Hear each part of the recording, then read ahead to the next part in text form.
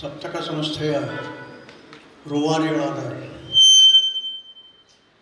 Shri GS ಹೆಗಡೆಯವರಿಗೆ ಈಗ 75 ವರ್ಷ ಅಮೃತ ಮಹೋತ್ಸವ ಸಂದರ್ಭ.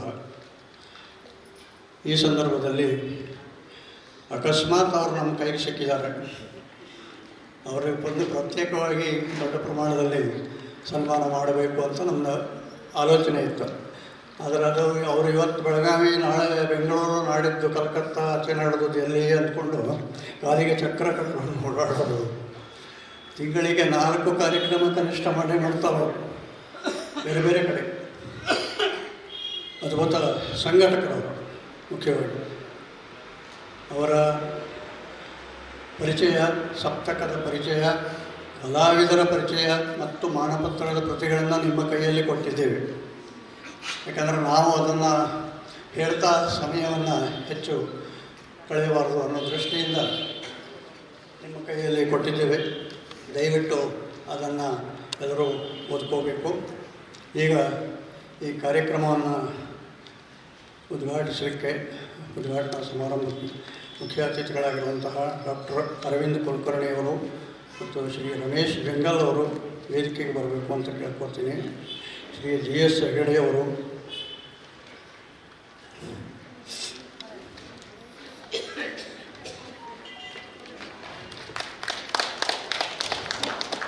ಅದೇ ರೀತಿ ಸಪ್ತಸ್ವರದ ಶ್ರೀಮತಿ ನಿರ್ಮಲಾ ಪ್ರಕಾಶ್ ಅವರು ವೇದಿಕೆಗೆ ಬರಬೇಕು ಅಂತ ಕೇಳ್ಕೊಳ್ತೀನಿ.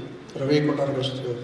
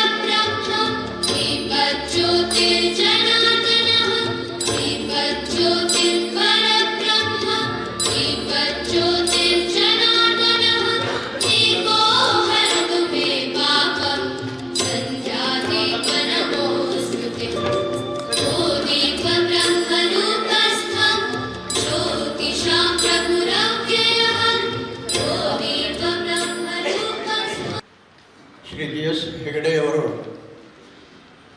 2006ರಲ್ಲಿ ಈ ಸಪ್ತಕ ಸಂಸ್ಥೆಯನ್ನು ಸ್ಥಾಪಿಸಿದರು. ಅದರ ವಿವರಗಳೆಲ್ಲ ನಮ್ಮ ಕೈಯಲ್ಲೇ ಇವೆ. ಇವರಿಗೆ ಸುಮಾರು ರಾಷ್ಟ್ರದ ವ್ಯಾಪ್ತಿಯಲ್ಲಿ ತಾಲೂಕು, ಜಿಲ್ಲೆ, ರಾಜ್ಯ ಮತ್ತು ಅನೇಕ ಹೊರ ರಾಜ್ಯಗಳಲ್ಲಿ ಸೇರಿದಂತೆ ಸುಮಾರು 800ಕ್ಕೂ ಹೆಚ್ಚು ಕಾರ್ಯಕ್ರಮಗಳನ್ನು ಅವರು ಸಂಘಟಿಸಿದ್ದಾರೆ ಇವರಿಗೆ. ಮತ್ತು 4000ಕ್ಕೂ ಹೆಚ್ಚು ಕಲಾವಿದರ ಕಾರ್ಯಕ್ರಮಗಳು, ಕಲಾವಿದರು ವೇದಿಕೆಯನ್ನು ಅಲಂಕರಿಸಿದ್ದಾರೆ. ಅದು ರಾಷ್ಟ್ರಮಟ್ಟದ ಬಹಳ ಪ್ರಖ್ಯಾತ ಕಲಾವಿದರುಗಳು, ಸಂಗೀತ ಕಲಾವಿದರು, ವಾದಕರು. ಹಾಗೆಯೇ ಬೆಂಗಳೂರಲ್ಲಿ ಯಕ್ಷಗಾನ ಮತ್ತು ತಾಳಮದ್ದಲೆ ಕಾರ್ಯಕ್ರಮಗಳನ್ನು ಅವರು ನಡೆಸ್ತಾ ಬಂದಿದ್ದಾರೆ. ಅವರಿಗೆ ಈ ಸಂದರ್ಭದಲ್ಲಿ ನಾವು ನಮ್ಮ ಎಲ್ಲ ಸಂಘಟನೆಗಳ ಪರವಾಗಿ ಒಂದು ಸನ್ಮಾನವನ್ನು 75ರ ಅಮೃತ ಸನ್ಮಾನವನ್ನು ಮಾಡೋದಕ್ಕೆ ಅವರು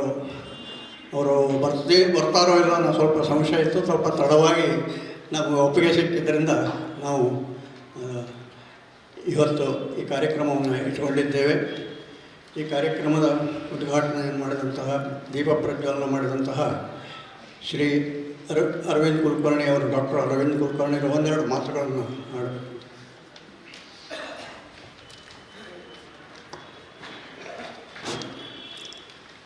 ಎಲ್ಲರಿಗೂ ನಮಸ್ಕಾರ ಸರ್. ಎಲ್ಲರಿಗೂ ನಮಸ್ಕಾರ ಹೇಳ್ಕತ್ತೀವಿ. ವಾಪಸ್ ನಮಸ್ಕಾರ ಹೇಳಿ. ಸ್ವಲ್ಪ ಎಲ್ಲರಿಗೂ ನಮಸ್ಕಾರ.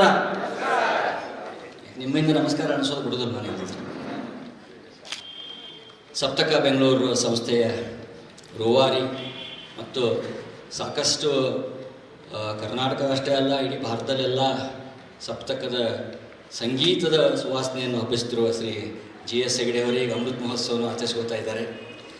ಮತ್ತು ವೇದಿಕೆ ಮೇಲೆ ಮತ್ತು ವೇದಿಕೆ ಮುಂದೆ ಇದ್ದಂಥ ಗಣ್ಯಾತಿ ಗಣ್ಯರೇ. ಯಾಕಂದರೆ ಇವತ್ತು ನೋಡಿದಾಗ ಬಹುಶಃ ಒಂದು ಕ್ರೀಮ್ ಆಫ್ ಬೆಳಗಾಂ ಅಂತ ಏನು ಹೇಳ್ತೀವಿ. ಸೊ ಬೆಳಗಾವಿ ಒಂದು ಸಾಹಿತ್ಯ, ಸಂಗೀತ ಮತ್ತು ನಾಟಕದ ಸಾಕಷ್ಟು ಗಣ್ಯರು ಇವತ್ತು ನಮ್ಮ ಮುಂದೆ ನಮ್ಮ ಜೊತೆ ಕೂತ್ಕೊಂಡಿದ್ದಾರೆ. ಸೊ ಇದೊಂದು ಅದ್ಭುತ ಕಾರ್ಯಕ್ರಮ. ಬಹುಶಃ ಒಂದು 4-5 ವರ್ಷದ ಹಿಂದೆ ಬಂಟ್ ಅಸೋಸಿಯೇಷನ್, 4-5 ವರ್ಷ ಇಲ್ಲ, ಅದಕ್ಕಿಂತ ಹೆಚ್ಚಾಗ್ತಕ್ಕಂಥ ಬಂಟ್ ಅಸೋಸಿಯೇಷನ್ದವ್ರು ಒಂದು ಯಕ್ಷಗಾನ ಕಾರ್ಯಕ್ರಮ ಮಾಡಿದ್ದು ಬಿಟ್ಟರೆ ಬೆಳಗಾವಿಯಲ್ಲಿ ಇತ್ತೀಚೆಗೆ ಯಾವುದೇ ಯಕ್ಷಗಾನ ಕಾರ್ಯಕ್ರಮ ನಾನು ನೋಡಿಲ್ಲ. ಆದರೆ ಇವತ್ತು ಯಕ್ಷಗಾನ ಕಾರ್ಯಕ್ರಮ ಅಷ್ಟೇ ಅಲ್ಲ, ತಾಳಮದ್ದಳೆ ಅದರಲ್ಲಿ ಸ್ವಲ್ಪ ಡಿಫರೆನ್ಸು. ಯಾಕಂದ್ರೆ ನಾವು ಹೇಳ್ತೀವಿ ಭರತ್ ಮುನಿಯವರ ನಾಟ್ಯಶಾಸ್ತ್ರದ ಶ್ಲೋಕ ಯಾವಾಗಲೂ ನಾಟಕ ಮಾಡೋರಿಗಂತೂ ಭಾಳ ಬೇಕೇ ಬೇಕು, ಅದೆಲ್ಲರಿಗೂ ಅಪ್ಲೈ ಆಗುತ್ತೆ. ಆಂಗಿಕಂ ಭುವನಂ ಯಸ್ಯ ವಾಚಿಕಂ ಸರ್ವವಾಂಗ್ಮಯಂ ಆಹಾರ್ಯಂ ಚಂದ್ರತಾರಾದಿ ತ್ವಮೊಂದೇ ಸಾತ್ವಿಕಂ ಶಿವಂ. ಇದು ಆಂಗಿಕ ಮತ್ತು ವಾಚಿಕ. ಯಾಕೆ ನಾನು ಸ್ವಲ್ಪ ಯಕ್ಷಗಾನ ನಮ್ಮ ಕಡೆಯವರಿಗೆ ಸ್ವಲ್ಪ ಉತ್ತರ ಕರ್ನಾಟಕದಲ್ಲಿ ಯಾಕೋ ಯಕ್ಷಗಾನದ ಅಷ್ಟು ಸಂಬಂಧ ಬಂದಿಲ್ಲ. ಕೆಲವು ಕಡೆ ನೋಡಿದ್ದೀವಿ. ಯಾಕೆ ನೀನಾಸಮದ್ದು ಒಂದು ರಾವಣ ವಧೆ ಅಂಥೇಳಿ ಒಂದು ತಾಳಮದ್ದಳೆ ನೋಡ್ತಾ ಇದ್ದೆ ನಾನು, ವಿಡಿಯೋ ಭಾಳ ಅದ್ಭುತವಾಗಿ ಮೂಡಿ ಬರ್ತಾ ಇತ್ತು. ಉಡುಪಿ ಒಂದು ನಾಟಕ ಸ್ಪರ್ಧೆಗೆ ಹೋದಾಗ ನಾವು ಸಂಜೆಗೆ ಟೈಮ್ ಇತ್ತು ಅಂತ ಎಕ್ಸ್ಟ್ರಾ ಡೇ ಅಂತ ಸಂಜೆ ಕಟ್ಟಡಕ್ಕೆ ಹೋದಾಗ ಒಂದು ಗುಡಿ ಒಳಗಡೆಗೆ ಒಂದು ಸುಮಾರು ಒಂದು 50-60 ಜನ ಕೂತ್ಕೊಂಡಿದ್ರು. ಮತ್ತು ಒಳಗಡೆ ಜಮಖಾನೆ ಹಾಕ್ಕೊಂಡು ಅಲ್ಲಿ ಮೈಕ್ ಇರಲಿಲ್ಲ, ಏನೂ ಇರಲಿಲ್ಲ. ಇಬ್ಬರು ಆ ಕಡೆ ಈ ಕಡೆ. ನಮಗನಿಸ್ತು ಇವರೇನೋ ಜೋರಾಗಿ ವಾದ ವಿವಾದ ನಡೆದಿದೆ ಅಂತ ಅನಿಸ್ತು ಮೊದಲು ನೋಡಿದಾಗ.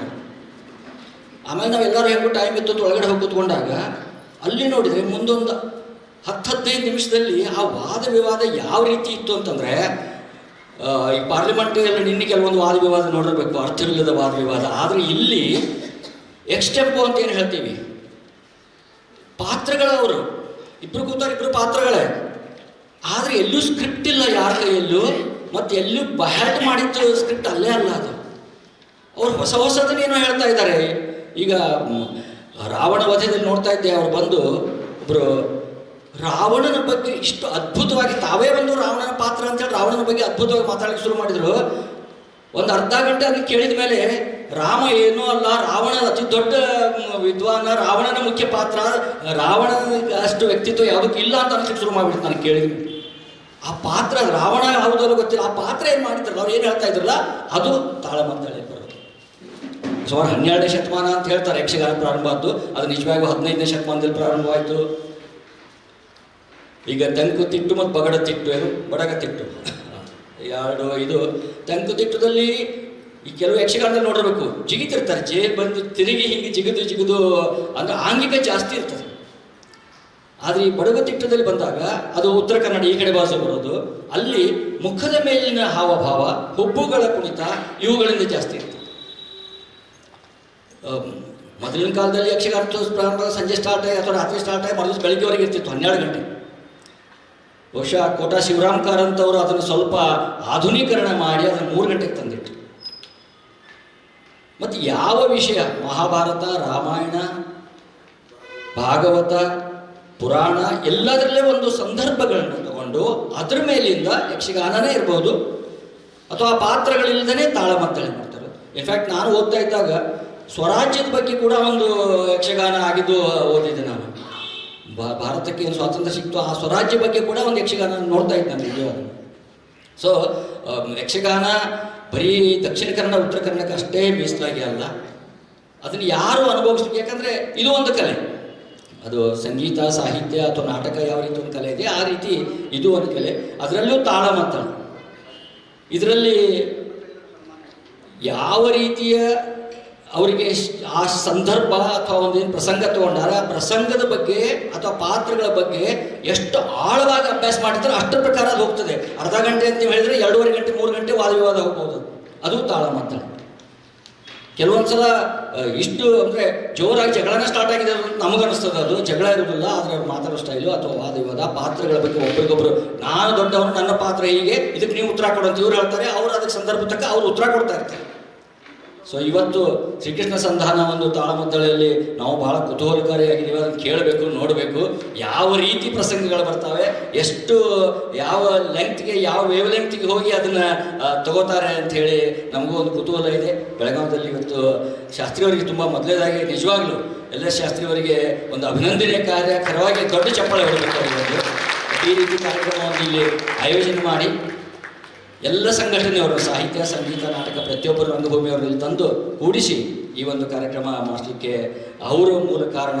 ಸೊ ಅದಕ್ಕೆ ನನ್ನನ್ನಿಲ್ಲ ಆಹ್ವಾನಿಸಿದ್ದಕ್ಕೆ ಮತ್ತು ನಮ್ಮಂಥವ್ರು ಇದರಲ್ಲಿ ಇನ್ವಾಲ್ವ್ ಮಾಡಿದ್ದಕ್ಕೆ ಮುಖ್ಯವಾಗಿ ಶಾಸ್ತ್ರಿಗಳಿಗೆ, ಎಲ್ಲ ಸಂಘಟನೆಗಳಿಗೂ ನನ್ನ ಹೃತ್ಪೂರ್ವಕ ಧನ್ಯವಾದಗಳು. ಮತ್ತು ಅದರಲ್ಲೂ ಯಾಕೆ ಸಪ್ತಕ ಭಾಳ ಕಾರ್ಯಕ್ರಮ ಅಟೆಂಡ್ ಮಾಡಿದ್ದೀನಿ, ಆದರೆ ಇವತ್ತು CS ಹೆಗಡೆ ಅವರಿಗೆ ಒಂದು ಅವರ ಅಮೃತ ಮಹೋತ್ಸವ ದಿವಸ ಸತ್ಕಾರ ಮಾಡೋದು ಒಂದು ನಮಗೆ ಒಂದು ನಮಗೂ ಒಂದು ಅಮೃತ ತುಲ್ಯ ಭಾವನೆ ಕ್ಷಣ ಇದು. ಸೊ ಅವರಿಗೂ ಕೂಡ 75ನೇ ವರ್ಷದ ಹಾರ್ದಿಕ ಹೃತ್ಪೂರ್ವಕ ಅಭಿನಂದನೆಗಳು. ದೇವರು ಇನ್ನೇ ಶತಾಯುಷ್ ಮಾಡಲಿ, ಇನ್ನಷ್ಟು ಹೆಚ್ಚಿನ ಕಾರ್ಯಕ್ರಮಗಳನ್ನು ಮಾಡಲಿಕ್ಕೆ ಅನುವು ಮಾಡಿಕೊಡ್ಲಿ ಅಂತ ಕೇಳ್ಕೊತಾ, ನೀವೆಲ್ಲ ಎಷ್ಟು ಜನಕ್ಕೆ ಬಂದಿದ್ದೀರಿ. ಈ ತಾಳ ಮದ್ದಳೆ ಚಂಡಿ ಅದರಿಂದ ಇರ್ತದೆ, ಅದು ನೋಡೋಣ ಏನಿರ್ತದೆ ಅಂತೇಳಿ. ಸೊ ಶಾಸ್ತ್ರಿಯವರಿಗೆ ಮತ್ತೊಮ್ಮೆ ನಾನು ಮಾತು ಮುಗಿಸ್ತಾ ಇದ್ದೀನಿ.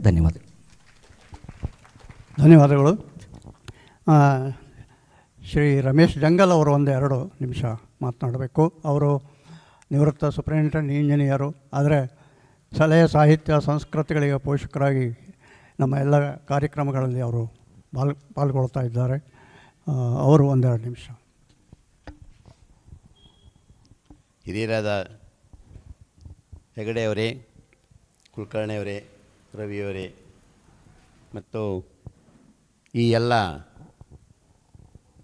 ವ್ಯವಸ್ಥೆಯನ್ನು ಮಾಡಿಕೊಟ್ಟಂಥ ಶ್ರೀಮಾನ್ ಶಾಸ್ತ್ರಿಯವರೇ, ಎಲ್ಲ ಕಲಾಪ್ರೇಮಿಗಳೇ, ಸಹೋದರ ಸಹೋದರಿಯರೇ, ನಾನು ಈಗಾಗಲೇ ಕುಲಕರ್ಣಿಯವರು ಅದರ ಬಗ್ಗೆ ಹೇಳಿದ್ದಾರೆ.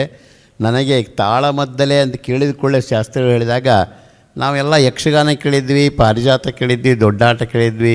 ಇದು ಹೊಸದೈತಲ್ಪ, ನನಗೆ ಗೊತ್ತಾಗಿದ್ದೇ ಇಲ್ಲ. ಅದಕ್ಕೆ ಅದರ ಬಗ್ಗೆ ಭಾಳ ಕುತೂಹಲ ಇತ್ತು.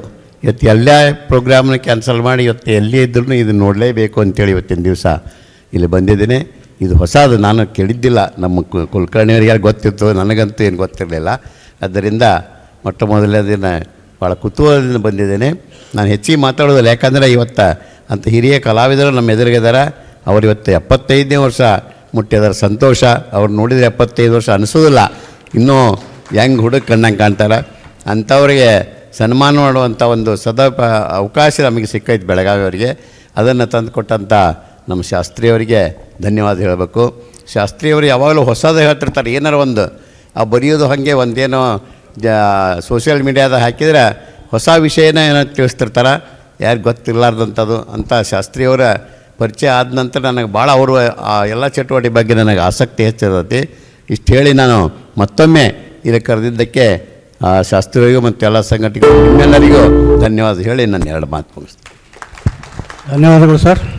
ಈಗ ಶ್ರೀ ರವಿ ಕೊಟಾರಗಸ್ತಿ ಅವರು.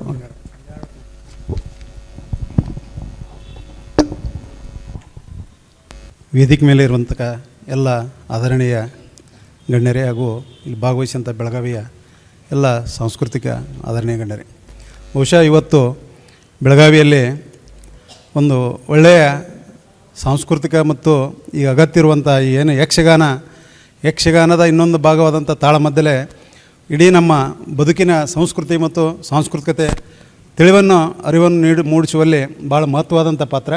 ಅಂಥದ್ರಂಥ ತಾಳಮದ್ದಲೆ ಒಂದು ವಿಶಿಷ್ಟವಾದಂಥ ಅನುಭವ. ನಮ್ಮ ಸರ್ ಹೇಳಿದ್ರು, ಕುಲಕರ್ಣಿ ಸರ್ ಹೇಳಿದ್ರು, ಅದು ಕೇಳೋದೇ ಒಂದು ಮಜಾ ಇರ್ತದೆ, ಅದು ಆಸಕ್ತಿ ಬೇಕು. ಅದರಲ್ಲಿ ಇದಾದಾಗ 2 ಪಾತ್ರಧಾರಿಗಳು ನಮ್ಮ ಎದುರುಗಡೆ ಆ ಸಂಭಾಷಣೆಯ ಮೂಲಕ, ಯಾಕಂದರೆ ನಾನು ಕೂಡ ಯಕ್ಷಗಾನವನ್ನು ಮೊದಲು ಉತ್ತರ ಕರ್ನಾಟಕ ಯಕ್ಷಗಾನ ಕೂಡ ಹೊಸದೇ ನಮಗೆ.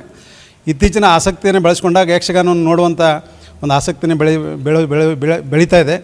ಬಟ್ ನಾನು ವಿಶೇಷವಾಗಿ ನನ್ನ ಸರ್ವೀಸಿನ ಸರ್ಕಾರಿ ಸೇವೆಯಲ್ಲಿ ಒಂದು 3 ವರ್ಷ ಮಂದರ್ತಿ ದುರ್ಗಾ ಪರಮೇಶ್ವರಿ ದೇವಸ್ಥಾನದ ಕಾರ್ಯನಿರ್ವಾಹಕ ಅಧಿಕಾರಿ ಮಾಡಿದಾಗ ಯಕ್ಷಗಾನನ ಮುಖ್ಯವಾದಂಥ ಕೆಲಸದ ಒಂದು ಭಾಗವಾಗಿದ್ದರಿಂದ ಯಕ್ಷಗಾನದಲ್ಲಿ ಆಳವಾಗಿ ಆಸಕ್ತಿಯನ್ನು ಬೆಳೆಸ್ಕೊಳ್ಳಲು ಒಂದು ಸಹಾಯಕವಾಯಿತು. ಅದರ ಇನ್ನೊಂದು ಭಾಗದಂಥ ತಾಳಮದ್ದಲೆ ಕೂಡ ಆ ಭಾಗದಲ್ಲಿ ಅದು ವಿಶಿಷ್ಟವಾದಂಥ ಕಾರ್ಯಕ್ರಮ. ಅದು ಪೂರ್ಣ ಯಕ್ಷಗಾನದಷ್ಟು ಜನಪ್ರಿಯವಾಗಿ ಹೊರಗೆ ಬಂದಿದ್ದರೂ ಕೂಡ ಅದರ ತನ್ನದೇ ಆದ ಶೈಲಿಯಿಂದ ಪ್ರೇಕ್ಷಕರ ಮನಸ್ಸನ್ನು ಗೆದ್ದಂಥ ತಾಳಮದ್ದಲೆ ಇವತ್ತು ಬೆಳಗಾವಿಯಲ್ಲಿ, ಅದು ವಿಶೇಷವಾಗಿ ಹೆಗಡೇಸರು ಅವರ ಸಪ್ತಕ ಸಂಸ್ಥೆಯನ್ನು ನಾವು ಕಳೆದ 3-4 ತಿಂಗಳಿಂದ ಬೆಳಗಾವಿ ಕಾರ್ಯಕ್ರಮ ಕೇಳಿದಾಗ ಆ ಸಂಸ್ಥೆ ಬಗ್ಗೆನೇ ಅಭಿಮಾನ ಇಟ್ಟಿತ್ತು. ಇಂಥ ಕಾರ್ಯಕ್ರಮಗಳು ಬೆಂಗಳೂರಲ್ಲಿ ಕೂತ್ಕೊಂಡವರು ಎಲ್ಲೋ ನಡ್ತಕ್ಕಂಥ ಕಾರ್ಯಕ್ರಮದಲ್ಲಿ ಸಹಯೋಗ ನೀಡಿ ಅದನ್ನು ಒಬ್ಬ ಕಲಾವಿದರಿಗಿರ್ಬೋದು, ಪ್ರೇಕ್ಷಕರಿರ್ಬೋದು, ಸಂಗೀತವನ್ನು ಬೆಳೆಸುವ ನಿಟ್ಟಿನಲ್ಲಿ ಎಂಥ ಸಂಸ್ಥೆ ಹೆಂಗಂತ ಅಂದಾಗ ಅವರು ಇವತ್ತು ಅವ್ರ ಜೊತೆಗೆ ಮಾತನಾಡಿದಾಗ, ಅವ್ರು ನೋಡಿದಾಗ ಬಹುಶಃ ಈ ನಮ್ಮ ನಾಡಿನಲ್ಲಿ ಇವತ್ತು ಏನಾದರೂ ಸಂಸ್ಕೃತಿ, ಸಂಗೀತ, ಸಾಹಿತ್ಯ ಜೀವಂತ ಉಳಿದಿದ್ರೆ ಬಹುಶಃ ಇಂಥ ಮಹನೀಯರಿಂದ ಉಳಿದಂಥ ಒಂದು ಮಾದರಿಯಾದಂಥ ವ್ಯಕ್ತಿತ್ವ. ನಾನು ಸಮಯ ಭಾಳ ತೆಗೆದುಕೊಳ್ಳೋದಿಲ್ಲ. ಜೊತೆಯಲ್ಲಿ ಈ ವಿಶಿಷ್ಟವಾದಂಥ ಎಲ್ಲ ದಿಗ್ಗಜರ ಸಂಗೀತ ಸಾಹಿತ್ಯ ದಿಗ್ಗಜರನ್ನು ಒಂದೆಡೆ ನಿಮ್ಮೆಲ್ಲರನ್ನೂ ಒಂದೆಡೆ ಸೇರಿಸಿ ಅವಿರತವಾಗಿ ಕಳೆದ 1 ತಿಂಗಳಿಂದ ಶಾಸ್ತ್ರಿ ಸರು ಒಂದು ಸಾಹಿತ್ಯ ಸಂಸ್ಕೃತಿಯ ಮನಸ್ಸಿದಂಥ ವ್ಯಕ್ತಿ ಯಾವ ರೀತಿ ಇರಬೇಕು, ಯಾವ ರೀತಿ ಕೆಲಸ ಮಾಡಬೇಕು, ಒಂದು ಸಂಘಟನೆ ತೊಡಗಾದಾಗ ಅದರ ಯಾವ ರೀತಿ ನಾವು ಮಾಡಿ ಯಶಸ್ಸುಗೊಳಿಸುವ ನಿಟ್ಟಿನಲ್ಲಿ ಅವರು ಮಾದರಿಯಾದಂಥ ಶಾಸ್ತ್ರಿಯವರು ಅವರ ಹಿರಿತನ, ಅವರ ವಿದ್ವತ್ವ, ಅವರಲ್ಲಿರ್ತಕ್ಕಂಥ ಸಾಹಿತ್ಯ ಸಂಸ್ಕೃತಿ ಜ್ಞಾನ ಅವೆಲ್ಲ ನೋಡಿದಾಗ ಅದನ್ನು ಮೀರಿನೂ ಕೂಡ ಒಬ್ಬರು ಸಂಘಟಕರಾಗಿ ಒಬ್ಬ ಸಾಹಿತ್ಯ ಪ್ರೇಮಿಯಾಗಿ ಈ ಕಾರ್ಯಕ್ರಮದ ಯಶಸ್ವಿಯಲ್ಲಿ ನಿಮ್ಮನ್ನೆಲ್ಲರೂ ಒಂದೆಡೆ ಸೇರಿಸಲಿಕ್ಕೆ ಕಾರಣಕರ್ತರಾದರೆ ಮೊದಲು ಅವ್ರಿಗೆ ಕೂಡ ನಾನು ವಿಶೇಷವಾಗಿ ನಾನು ವೈಯಕ್ತಿಕವಾಗಿ ಬೆಳಗಾವಿ ಎಲ್ಲ ಈ ಯಕ್ಷಗಾನ ಮತ್ತು ತಾಳಮದ್ದಲೆ ಆಸಕ್ತರ ಪರವಾಗಿ ಅವರು ವಂದಿಸುತ್ತಾ ಇವತ್ತಿನ ಭಾಗವಹಿಸಲು ಅವಕಾಶ ನೀಡೋದಕ್ಕೆ ಅವರಿಗೆ ನನ್ನ ವಂದನೆಗಳು. ನಮಸ್ಕಾರ. ನಾನು ಮೂಲತಃ ಸಂಗೀತಗಾರ್ತಿ ಅಂತ ಗುರುತಿಸಲ್ಪಡ್ತೇನೆ ಅಷ್ಟೇ. ನನಗೆ ಸಂಗೀತದ್ದು ಸಮುದ್ರದಲ್ಲಿ ಒಂದು ಬಗಸೆಯಷ್ಟು ಗೊತ್ತಿಲ್ಲ. ಆದರೆ ಸಾಹಿತ್ಯ ಮತ್ತು ನಾಟಕ ಈ ಕ್ಷೇತ್ರಗಳಲ್ಲಿ ಎಲ್ಲದರಲ್ಲೂ ಮೊದಲಿಂದ ಸ್ವಲ್ಪ ಕೈಯಾಡಿಸಿ ಗೊತ್ತು, ಸ್ವಲ್ಪ ಜಾಸ್ತಿ ಇಲ್ಲ. ಯಕ್ಷಗಾನ ನಾನು ಮೂಲತಃ ಮಂಗಳೂರು ಮೂಡುಬಿದ್ರೆ ಅವಳು. ಸೊ ಯಕ್ಷಗಾನ ಅದೆಲ್ಲ ಮೊದಲಿನಿಂದನೂ ಸ್ವಲ್ಪ ತಿಳಿದು ಗೊತ್ತು ಸಣ್ಣವರಿದ್ದಾಗ. ಇತ್ತೀಚೆಗೆ ನೋಡಿರಲಿಲ್ಲ. ತಾಳಮದ್ದಳೆನೂ ಕೇಳಿದ್ದೆ. ಇವತ್ತು ಪ್ರತ್ಯಕ್ಷವಾಗಿ ನೋಡುವಂಥ ಅವಕಾಶ ನಮ್ಮ ಅಣ್ಣ ಶಾಸ್ತ್ರಿಯವರು ಮಾಡಿಕೊಟ್ಟಿದ್ದಾರೆ, ನಮ್ಮೆಲ್ಲರ ಪುಣ್ಯ. ಆಮೇಲೆ ಹೆಗಡೆ ಅವ್ರದ್ದು ಫೋನಲ್ಲಿ ಮಾತಾಡಿದ್ದು, ಕಾರ್ಯಕ್ರಮಗಳು ಮಾಡಿದ್ದು ಇದೆಲ್ಲ ಗುರ್ತಿದೆ. ನಾನು ಅವ್ರಿಗೆ ಇವತ್ತು ಆ್ಯಕ್ಚುಲಿ ಕೇಳ್ತಿದ್ದೆ, ಸರ್ ನೀವು ನಮ್ಮ ಸೀನಿಯರ್ ಸಿಟಿಸನ್ ಕ್ಲಬ್ಬಿಗೆ ಈಗ ಜಾಯಿನ್ ಆಗಿದ್ದೀರಿ, ನಿಮಗೇನು 62-63 ಇರ್ಬೋದು ಅಂತ ಹೇಳಬೇಕು ಅಂತ. Hats off. ಇದೇ ಆರೋಗ್ಯ ಅವರಿಗೆ ಇದೇ ಥರ ಕಡೆ ತನಕನೂ ಕರುಣಿಸಲಿ. ಇದೇ ಥರ 100 ಕಾರ್ಯಕ್ರಮಗಳನ್ನ ಅವ್ರು ಕೊಡ್ತಾ ಇರಲಿ. 24 ಗಂಟೆನೂ ಸಪ್ತಕ ಅಂದರೆ GS ಹೆಗಡೆ, ಬೇರೆ ಏನೂ ಅಲ್ಲ. ಅವ್ರು ಅದೇ ಥರ ಅಳವಡಿಸ್ಕೊಂಡಿದ್ದಾರೆ. ಇದೇ ಥರ ಮುಂದುವರಿತಾ ಹೋಗಲಿ ಅಂತ ನಾನು ಆಶಯ ವ್ಯಕ್ತಪಡಿಸ್ತಾ ಇದ್ದೀನಿ. ನಮಸ್ಕಾರ. ಈ ಸಂದರ್ಭದಲ್ಲಿ ಶ್ರೀ ಸುಬ್ರಹ್ಮಣ್ಯ ಭಟ್ ಅವರು, ಶಿವಪೂಜೆಯವರು, ಭಾರತಿ ಭಟ್ ಅವರು ಎಲ್ಲರೂ ವೇದಿಕೆಗೆ ಬರಬೇಕು. ಹಾಗೆ ಶ್ರೀ ಶಿರೀಶ್ ಜೋಶಿಯವರು, ಶಿವಪೂಜೆಯವರು, NM ಶಾಂತಾರಾಮ್ ಅವರು ಬರ್ತೀನಿ, ಪ್ರಭಾಕರ್ ಶಾಪೂರ್ಕರ್ ಅವರು ದಯವಿಟ್ಟು ವೇದಿಕೆಗೆ ಬರಬೇಕು.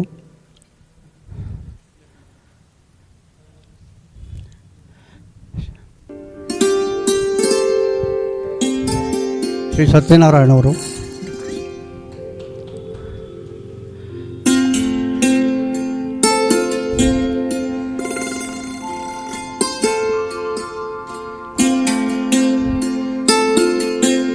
ಇಂದಿನ ಈ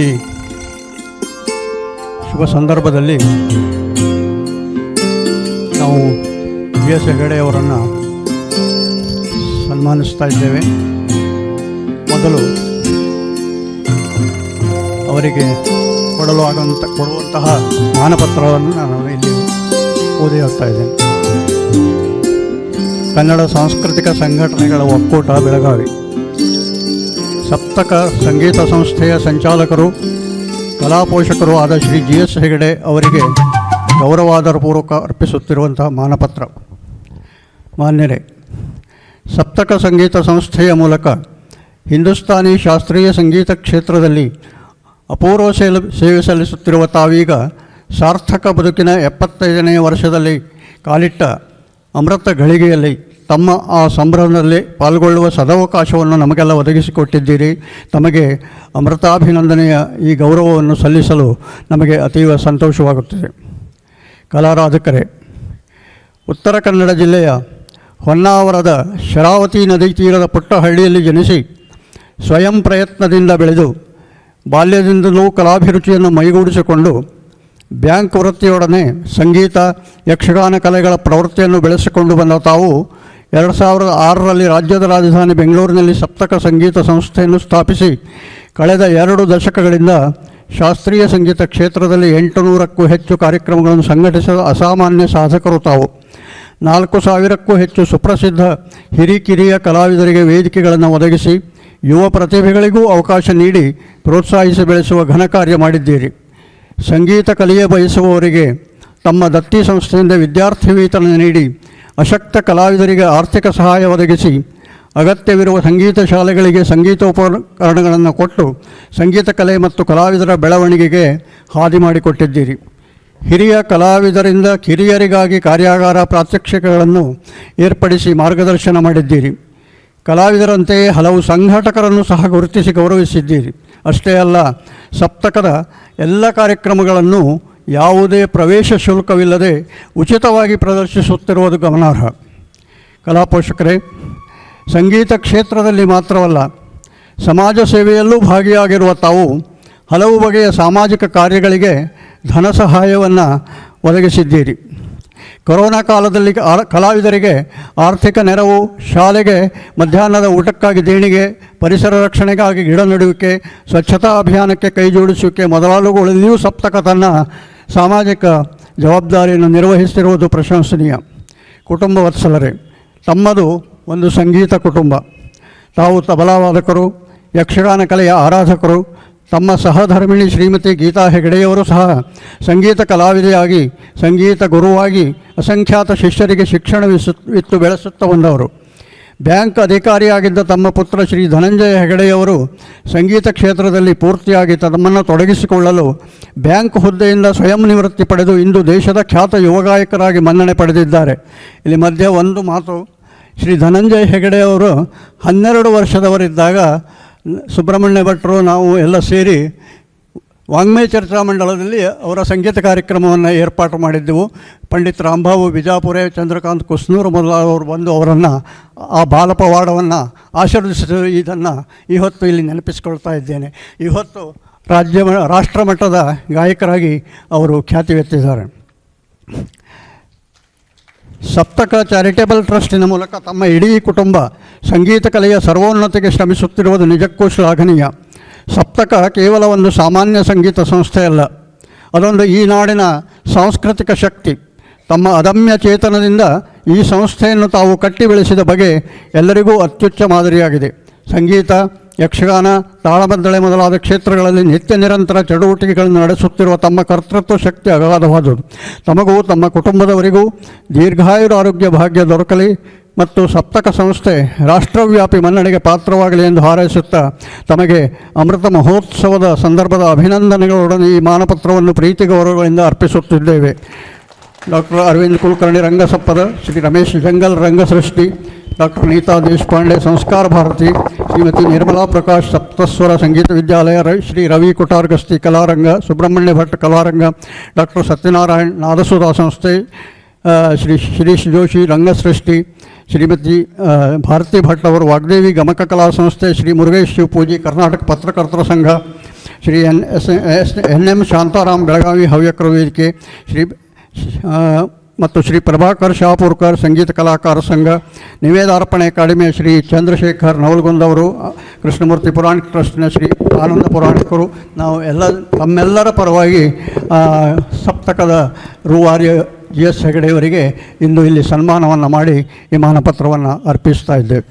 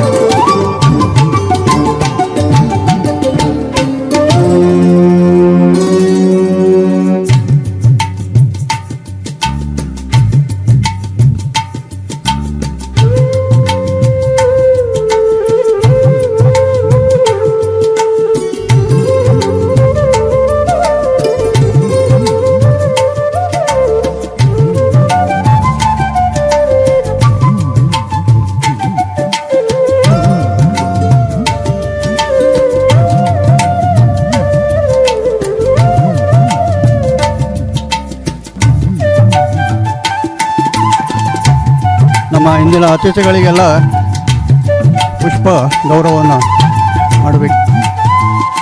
ಶ್ರೀ ಜಿ ಎಸ್ ಹೆಗಡೆಯವರು ಒಂದು 2 ನಿಮಿಷ ಈ ಸಂದರ್ಭದಲ್ಲಿ ಮಾತನಾಡಬೇಕು ಅಂತ ಕೇಳ್ಕೊತಾರೆ.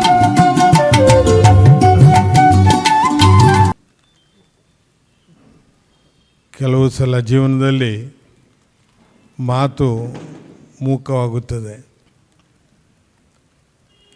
ಯಾವುದನ್ನೆಲ್ಲ ನಾನು ಬಯಸಿಲ್ವೋ ಅದೆಲ್ಲ ದೊರೀತಾ ಒಂಥರ ಸಂತೃಪ್ತ ಭಾವ ಉಕ್ತಾ ಇದ್ದಾಗ ಮಾತು ಬೇಕು ಅನಿಸುವುದಿಲ್ಲ.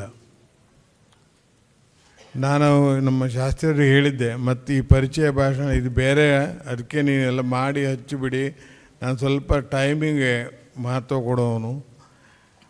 ಪಾಪ ಅವರು ಉತ್ಸಾಹ, ಅವ್ರ ಪ್ರೀತಿ ವಿಶ್ವಾಸ ಮುಂದೆ ನನಗೇನು ಹೇಳಿ, ಆದರೂ ಅದಷ್ಟು ನನ್ನ ಮತ್ತೆ ಹೇಳಿದ್ದಾರೆ.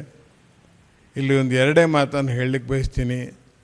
ಒಂದು, ನನ್ನ ಈ ಸಂಗೀತದ ಪ್ರಯಾಣ ಅಥವಾ ಈ ಒಂದು ಸಾಂಸ್ಕೃತಿಕ ಜೀವನದ ಪ್ರಯಾಣ ಹೇಗೆ ಯಾಕೆ ಶುರುವಾಯಿತು ಅಂತ ಹೇಳುವುದು ನನಗೂ ಗೊತ್ತಿಲ್ಲ. ಒಂದು ಅಂತಃಕರಣದಲ್ಲೇ ನನ್ನ ಬಾಲ್ಯ ಜೀವನದಲ್ಲೂ ನಾನು ಬೆಳೆದಂತಹ ದಟ್ಟವಾದಂಥ ಯಕ್ಷಗಾನದ ಪ್ರಭಾವದ ಕಾರಣ. ಇನ್ನು ಹಿಂದೂಸ್ತಾನಿ ಸಂಗೀತಕ್ಕೆ ಹೇಗೆ ಬಂದರೆ ಕೇಳಿದ್ರೆ, ನಮ್ಮ ಊರಲ್ಲೆಲ್ಲ ನಡೀತಿರುವಂಥ ಭಜನೆ ಕಾರಣ.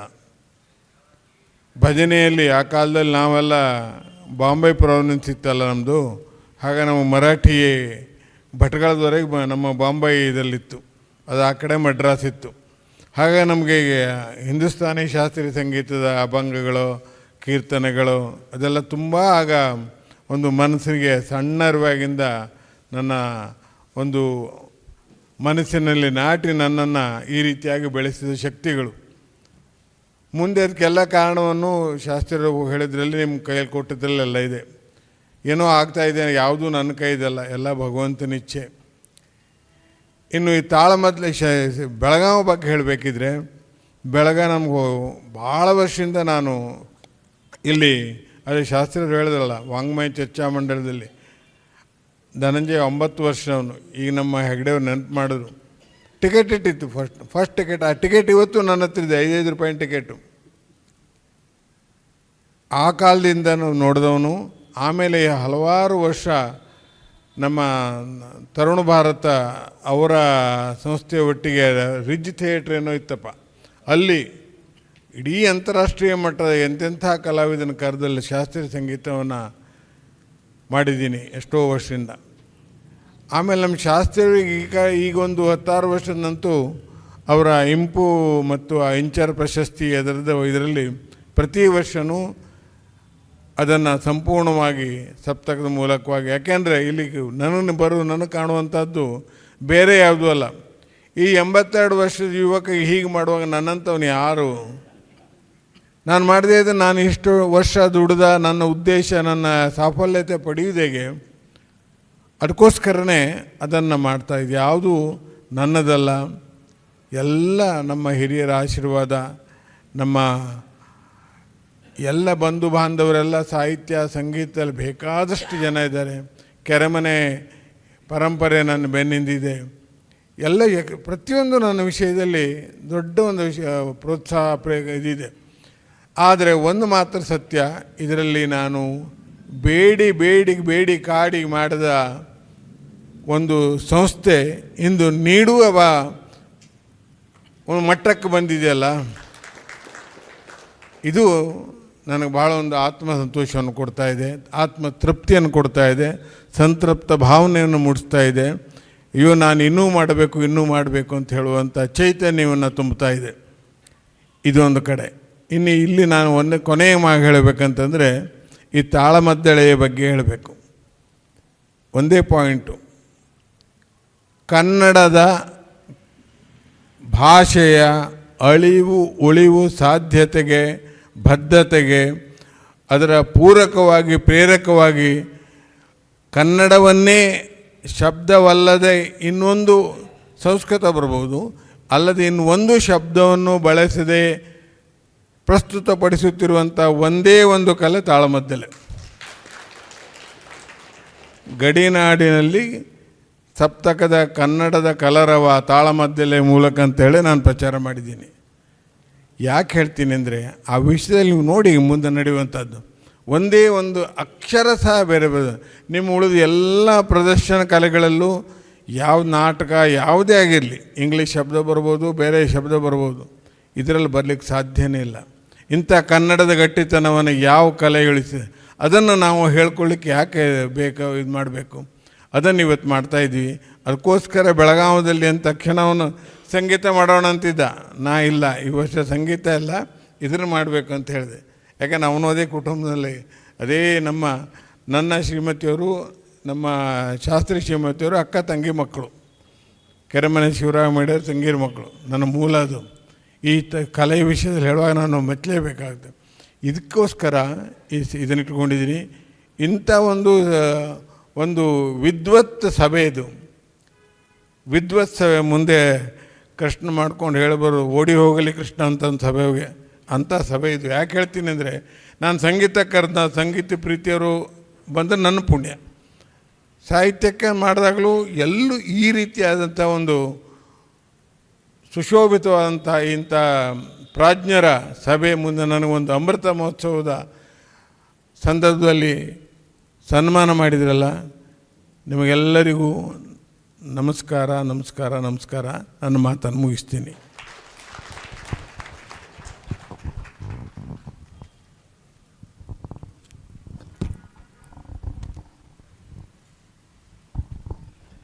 ಮತ್ತೊಮ್ಮೆ ಎಲ್ಲರಿಗೂ ಧನ್ಯವಾದಗಳನ್ನು ಅರ್ಪಿಸ್ತಾ, ಇಲ್ಲಿ ಒಂದು ಮಾತು ಹೇಳಲೇಬೇಕು.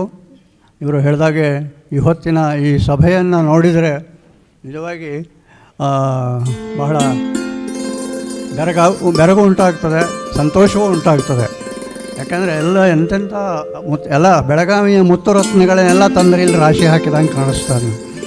ಸಾಹಿತ್ಯ ಕ್ಷೇತ್ರ, ಸಂಗೀತ ಕ್ಷೇತ್ರ ಡಾಕ್ಟರ್ ಬಸವರಾಜ್ ಜಗಜಂಪಿ ಅವರಂತ ಬಂದಿದ್ದಾರೆ, ಕೆಂಪಣ್ಣವರು, ಡಾಕ್ಟರ್ ಕೆಂಪಣ್ಣವರು, ಶಿರೀಶ್ ಜೋಶಿಯವರು, ಎಲ್ಲ ಎನ್ ಜೋಶಿ ಪ್ರಿನ್ಸಿಪಾಲ್ ರಿಟೈರ್ ಅವರು ಬಂದಿದ್ದಾರೆ, PB ಸ್ವಾಮಿ ಅವರು, ಒಬ್ಬರೋ ಇಬ್ಬರು, ನನಗದು ಎಲ್ಲರ ಹೆಸರು ತೆಗೆದುಕೊಳ್ಳಿಕ್ಕೆ ಆಗ್ತಾಯಿಲ್ಲ. ತಮಗೆಲ್ಲ ಮತ್ತೊಮ್ಮೆ ಹಾರ್ದಿಕವಾದಂತಹ ಕೃತಜ್ಞತೆಗಳನ್ನು ಅರ್ಪಿಸ್ತಾ, ಇನ್ನು ಮುಂದೆ ತಾಳಮದ್ದಲೆ ಸಲುವಾಗಿ ಈ ವೇದಿಕೆಯನ್ನು ಸಜ್ಜುಗೊಳಿಸ್ತಿದ್ದೇವೆ. ಮತ್ತೊಮ್ಮೆ ತಮಗೆಲ್ಲ ಧನ್ಯವಾದಗಳು.